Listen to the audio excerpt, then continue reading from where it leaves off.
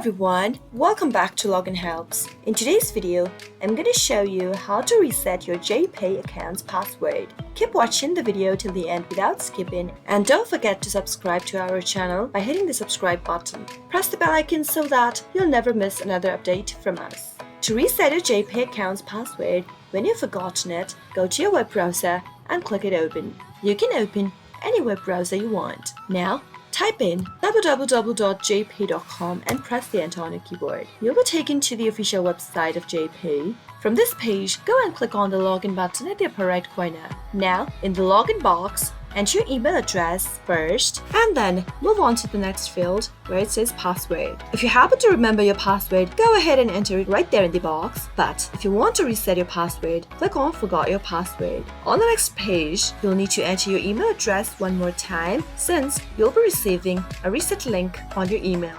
Go ahead and enter your email address. Make sure to enter a valid one that is associated with your account and click on send me a reset link.